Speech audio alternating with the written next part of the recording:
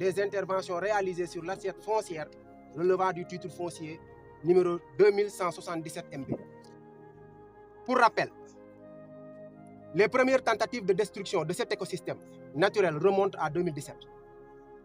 À cette époque, les travaux de remblaiement avaient suscité une opposition farouche des populations.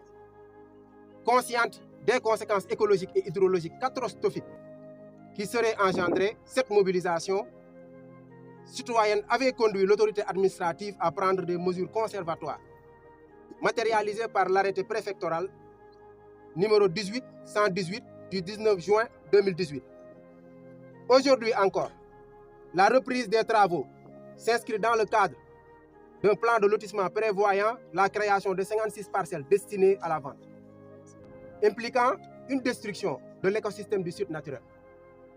Selon les constats effectués sur le terrain, les travaux modifient la configuration de la lagune, portent atteinte au cordon dunaire et perturbent les voies naturelles d'écoulement des eaux pluviales. Les ingénieurs et les techniciens consultés sont unanimes sur les conséquences terribles, dramatiques et redoutables au niveau de l'environnement biophysique et humain. Ces opérations interviennent dans un contexte déjà marqué par une érosion côtière particulièrement préoccupante à Mbour, où l'avancée de la mer a entraîné le déplacement de nombreuses familles, notamment dans le quartier Golfe.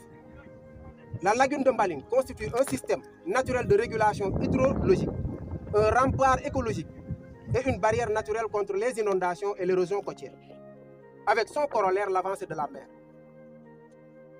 Fragiliser cet héritage commun pourrait accroître la vulnérabilité du territoire face aux défis du changement climatique et l'avancée du biseau salé.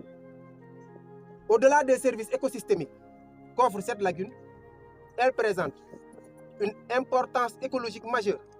En effet, le Sénégal recense environ 433 espèces d'oiseaux, dont une portion très significative est observable sur le site et dans son écosystème périphérique. La lagune constitue ainsi un habitat essentiel, un corridor migratoire et une zone humide d'intérêt stratégique pour la biodiversité nationale. La lagune de Mbaling revêt également une dimension historique et symbolique forte. Elle est reconnue comme le lieu de pacte entre Sérère et Mandeng, un site d'intronisation de roi du Sine, connecté au mythique lac Tchamassas, un lieu de prière.